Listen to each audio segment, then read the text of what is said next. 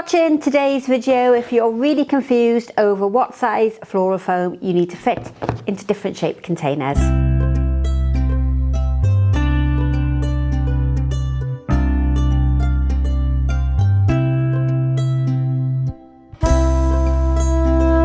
Welcome back. Now this hopefully is a Tuesday video. Tuesdays are aimed at tips and tricks to help you excel in floral design, and they're aimed really at basic flower arranging, or for those of you that are in a floristry career and are looking for some help and guidance.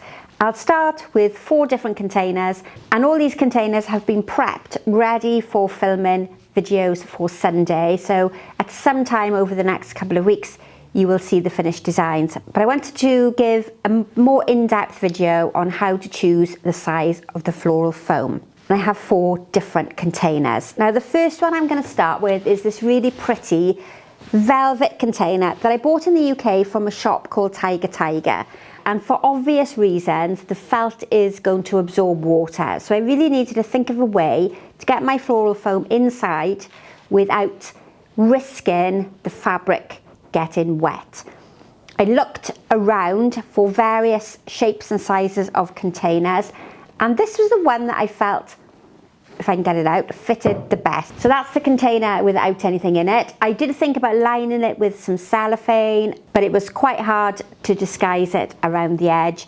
I didn't have any plastic containers that would fit inside, so I ended up going with a china. This is a cereal bowl or a pasta dish, and it's going to work quite well. Now if you are a commercial florist, then using something like this is going to be too expensive for you because it's adding extra costs to your designs. But if you're a home flower arranger or you arrange for the church, then having a collection of plates and bowls in your store cupboard I think always works really well. So this little dish fits really nicely. Those of you that do home cooking, you might have small ramekin dishes, things like yogurt pots, those glass goo pots, hopefully you know what I mean, are really good as well. And unfortunately for us flower arrangers and us commercial florists, having little containers stored somewhere is part of our job, and you have to have a store cupboard, shed, garage, attic to keep all these different containers in. Now if I was using just this container, then this size foam is ideal to do a posy arrangement in it because the foam is raised above the edge of the container. But I don't want to be able to see the foam when I come to do this arrangement here. So I wanted to ensure that the foam itself was below the level of my container, because with this arrangement I'm going to do quite a simple modern line arrangement. It's something that the floristry industry would call form linear. There's very little foliage in it. It's mainly tall flowers in a parallel sort of style, and I didn't want to have a huge amount of foam at the bottom because then I have the problem of trying to cover it. So keeping the foam below the edge of the container is going to work really well for me, and really the size of the container has gauged how many flowers I'm going to put in this design. There's no way am I going to make a really big design in here because the size of the container doesn't give me enough space to put floral foam. I didn't want to raise the foam above the edge of the container because that meant I would have to use flowers or foliages at the side, would end up hiding this very pretty daisy grass sort of effect around the outside. So don't rush to put your floral foam in. I quite often say it to you, think through the design that you're going to do. This is going to be tall and linear. I don't want to add any extra greenery at the bottom to cover the foam and mess up the simplicity of the base. So it was really important with this container that my foam was low. So always remember, if you're going vertical, modern, and you don't have a lot of greenery, keep your foam below the container. If you want to come out to the sides to create triangles, L shapes, oval designs, those big pedestals in the church, then you have to bring your foam out at the side. And that leads me to my next container. My next container is this fantastic urn. Now this I painted myself to make it a more neutral colour. Prior to this it was a cream colour. I'm not a lover of cream containers or white containers unless you are using white or there's a white colour combination, because I find white, and we're going to talk about this in a minute, can be a little dominant and sometimes a bit overbearing. Green, on the other hand, matches any colour combination. It's a fairly neutral colour, and I can use this for wedding designs, church flower arrangements, and I can use it lots of different colours. If I put foam in here, so it's below the level of the container, then that will prevent me bringing flowers out at the side. So if the foam is below the edge of my container, all I can do is arrange up in this manner here. To get flowers horizontally, to create a triangle or an L shape, you need your foam to be above the edge of the container. And sometimes, or more often than not, I find it a waste to fill the container with floral foam because it's not going to get used. It's a waste of money. If you're trying to earn a living like I am as a commercial florist, then adding in foam there in the bottom is just, for me, a waste. So you could fill that with sand, you could put some old floral foam in there, you could put a dry piece of foam, you could fill it with cardboard, pebbles, stones, anything to raise up the level and to give you a platform for a plastic dish or a plate of some description, and then you will have a more manageable size piece of foam to create your arrangement in. Now, I haven't quite decided the style of the arrangement that I'm going to create in here. I have a lovely flower colour combination prepped ready, and I think I'm going to do a traditional triangle because I know how much you love that style. But I wanted to talk you through some different types of mechanics. Now, alongside me here, I have one of the slate chargers. So these were very fashionable a few years ago for weddings. We would sit them underneath little glass jars and bottles, and I've got a variety of sizes. And what this does is gives you a platform on top of the container to add your plastic dish or your floral foam to. It's not a practical solution for all designs because it makes the whole container a bit unstable. But if you're really desperate and you don't have anything that fits into the container, think about putting a plate or a charger. You can get plastic ones like this that we use at Christmas underneath our dinner plates. And if you're only arranging for home, that would be perfect because it's unlikely to be knocked over. As long as you get the balance of the design correct, then that works really well to elevate your floral foam and to hold your plastic dish into place. If you haven't got anything like that nice slate, then a dinner plate or a side plate works just as well. And the beauty of this one is that it sits a little bit lower than the container, and that would probably be my chosen container. I would put the foam directly onto that plate, but you could use a plastic dish as well. So there are lots of different options. The advantage of having the plastic dish is that when you water it, there is an edge or a lip to hold the water. If you pour directly onto the saucer, it's very shallow, so it doesn't hold a huge amount of water. But that would probably be my option. The other option is to use one of the plastic dishes. This one is slightly too big, doesn't fit quite so neatly onto the top. It's nearly there, and this is the square-based Oasis bowl. And this is what we call a square round because the square accommodates the floral foam, but it's a round-shaped container. So that nearly fits in there. Maybe with the addition of some floral fix around there, it would stop it moving around. And then I have the smaller dish. So this is like a rectangle, this is the square. That one fits better into the container. Let's just get that in straight.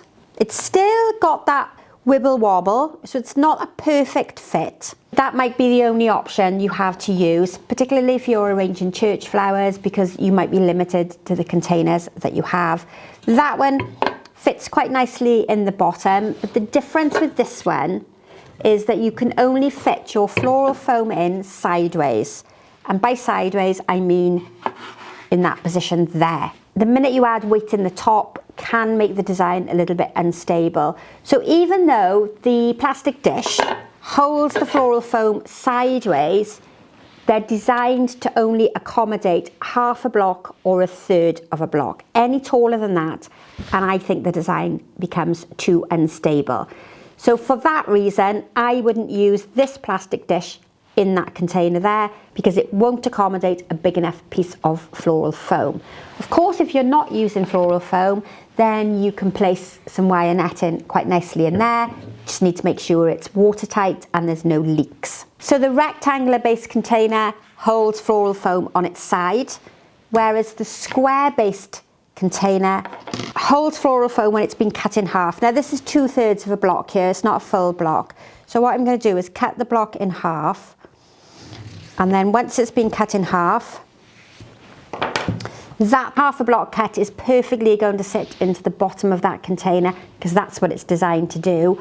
And what I often do if I need a large block of foam is I sit two on top of one another. So I cut the block of foam in half and sit them both on top of one another. But you do have to remember in that instance to water from the top and not just to water into the plastic dish. Because if you're only watering into the plastic dish, it means this one is staying hydrated, but the block sitting on top. So imagine this is a full block. The block sitting on top won't be able to siphon any water out of this bottom container. So you need to water that from the top. Now the urn style container for me suits quite traditional designs like triangles, crescent shapes, anything formal like a triangle, or a design that's more informal that has a lot of greenery and less of a solid shape. And to make those designs where you have horizontal placements of flowers, you need to be able to have your floral foam high enough so that you can extend out on the side. It's no good having your foam hidden in the container. You won't be able to get those horizontal placements. That for me, I don't like that because it doesn't sit comfortably enough in there. But that is a perfect size block of foam. So what I'm going to do when I come to make this is I'm going to put that little saucer into the container itself so it fits nice and snugly in there. And I'm going to sit that plastic dish on top. That gives me an excellent area to water and keep the foam hydrated, but you have the difficulty now of ensuring that you have enough greenery to be able to angle downwards to cover that plastic dish. If you feel that you haven't got enough greenery, then tape the foam directly to the saucer, and that's going to give you a nice solid piece to arrange onto. If you think about the size of this urn, this almost sort of medieval urn, we generally go twice the height of our container. So if I am going tall and wide and I'm making a big design in here, you might want to consider the addition of some extra foam there on the top. But you always have to remember that your mechanics are stable, secure, they're well balanced, so you don't have any accidents and nothing falls apart. The more flowers you have, the more foam you need because you need to be able to accommodate all the stems. And if you've got thick woody greeneries, you might be picking from the garden, and you might have things like laurel or hebe, which have quite a thick stem. You need to have a large piece of foam as well. Think on the opposite scale, if you're using delicate garden flowers like cosmos, you might have bluebells this time of the year, forget-me-nots. They're thin, they're small, they're delicate. In that instance, you can probably get away with using less foam. If you want height and you don't have height in the flowers, then you're going to have that addition of foam on that one there. And you're going to have to come back when I make this arrangement to see what size and shape of foam I decide to use. If you haven't been following me before, then now it's time for you to subscribe to the channel, and you can hit that notification bell to be told every time I upload a new tutorial, and then you won't miss anything. The plan is that we have the main video on a Sunday, which is a general flower arranging or floristry video where I do a full design. And then if I've got time, I do an extra video on a Tuesday, which is a little bit like this, explaining all the mechanics and giving you some hints and tips. And then Wednesday, if I've got chance, it's a more organic design, not using any floral foam. But when I'm busy, I don't always have a chance to do the 3 videos per. My next container, I have 2 matching containers that I've recently picked up from, I think, B&M, which is a shop here in the UK. I always get them mixed up. And I bought 2. One is green, one is white. If you can't tell on the camera, they're both plastic. And I think they were £1.50. Yes, still got the price ticket on it. So they were still £1.50. And you'll be able to see that I've arranged my foam in the containers in a different way, and I'll explain why. But before I talk about the foam, I wanted to explain to you that if you're new to floral design, buying a container like this, which is about a handspan, it can be plastic, it can be ceramic, but that is a really good size for anybody that's starting out in floral design. You can do pretty much every arrangement shape, all those formal shapes like lines, L shapes, asymmetrical triangles, ordinary triangles, crescents, curves. You can do pretty much everything in that for just £1.50. And I would go with a neutral colour like green because it's going to match every colour combination. If you go with white, white can be quite stark. If we look at it against the background, what happens with a white container is it becomes very dominant and very visual. The light reflects off it, and sometimes it can be a bit distracting from your flower choice itself. If it's going in a house where the background is white, where the walls are plain, it's okay. But bear in mind, lots of people go and buy white containers, especially when they're starting here with me and it's their first lesson. And often it's too bright for the flower selection that you have in the top. But I've noticed, I've been looking for a container in the studio this morning to do an all white arrangement in, and I've noticed that I've got very little containers that are actually white. And that's because I'm put off from buying a white container because I know it's going to spoil a really pretty arrangement that I make, because it is really quite overbearing and too much. So avoid anything that's white. Choose instead something that's green or grey or beige that's a bit more neutral. Let's talk now about the foam. Now this is going to be the next video that I'm going to be filming, and I'm going to be putting all white flowers in here. And I've got the floral foam below the edge of my container. So what that should instinctively tell you is that my arrangement in this container is going to go vertically. There's no way can I come horizontally because I don't have any foam above the edge of my container. So when the foam is below the container, I can't do a design that is horizontal, that has any side placements, because my foam is going to allow it. And by keeping it a little lower than the edge of the container, it means it's going to be a lot easier for me to hide. So with this arrangement, I won't have to worry about lots of fussy greeneries at the bottom to cover the foam. I'm just going to be able to use a few flat leaves or some simple moss to cover the foam, and that's the job done. If you extend your foam up on the edge, you've then got to have lots of greenery or moss or loads of flowers to be able to cover it, and it makes your design really fussy. So any modern designs, keep your foam below the edge of the container. And what I've done here is the design itself is only going to have a limited amount of flowers in it. I'll only need to arrange into the main piece of foam in the middle, and I've just wedged 2 pieces in either side so that it stops this moving around. I don't have the ability to tape that in, so I've wedged 2 pieces on either side. Or you could have used a little plastic frog on the bottom, but that is really nice and stable in there, and I know that's not going to move around. In contrast to that one, or in slight contrast maybe, I've got some floral foam that is just on the edge of the container. It's not high enough up so that I can come out in a horizontal position, but it is high enough so I can come around the edge with some greenery. And I'm planning this week on creating a design in here with some alstroemeria. I've had lots of alstroemeria delivered this week, and I've got some spare, so it's going to work really nicely to create a topiary tree style arrangement. And then at the base I'm going to add in some accent flowers to pick up on the colours of the topiary tree at the top. So it's a solid foam, so it's a big enough piece of foam to create the topiary tree effect in the middle.